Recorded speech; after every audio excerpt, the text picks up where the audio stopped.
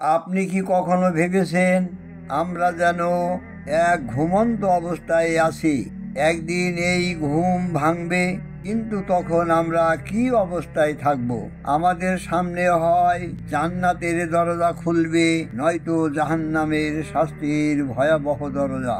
কতবার আমরা মনে করি আমাদের জন্য সব দরজা বন্ধ হয়ে গেছে, যখন চারপাশ থেকে আশার আলো একেবারেই নিভে যায়, মুক্তির কোনো পথ দেখা যায় না, তখন একবার উপরের দিকে তাকান, দেখবেন আকাশের দরজা সবসময় খোলা। সুবহান আল্লাহ। রাসূলুল্লাহ সাল্লাল্লাহু সাল্লাম বলেছেন, নিশ্চয়ই আল্লাহ তাআলা রাতে তার হাত প্রসারিত করে দেন, যাতে দিনের পাপী ব্যক্তিরা তওবা করতে পারেন। আবার মহান আল্লাহ তাআলা দিনের প্রহরেও তার হাত প্রসারিত করে দেন, যাতে রাতের পাপী ব্যক্তিরা তওবা করতে পারে। এমত অবস্থায় চলতে থাকে যতক্ষণ না সূর্য পশ্চিম দিকে উদিত হয়। সহিহ মুসলিম, হাদিস নম্বর 7165। এ জীবন একটি স্বপ্নের মতো, আর মৃত্যু সেই বাস্তবতা যেখানে আমরা জেগে উঠব।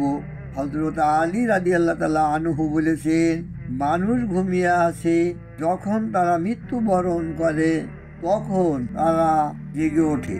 কিন্তু প্রশ্ন হইল, সেই জাগরণ কি আমাদের জন্য শান্তির হবে নাকি হবে ভয়ঙ্কর?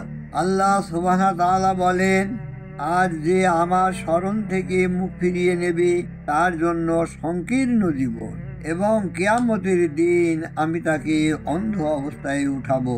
সূরা তোহা আয়াত নম্বর 124। আমরা কি সেই দিন অন্ধ হয়ে উঠতে চাই, নাকি চাই যখন ঘুম ভাঙবে তখন আল্লাহর রহমতের আলোয় আলোকিত হোক? ভাই ও বোনেরা, এখনো সময় আছে, আল্লাহর দরজা এখনো খোলা, তার দিকে ফিরে আসার জন্য দেরি করবেন না।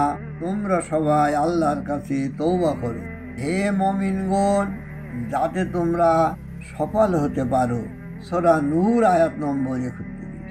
আল্লাহ আমাদের সবাইকে সেই আলোয় জাগ্রত হওয়ার তৌফিক দান করুন। আমিন সুম্মা আমিন।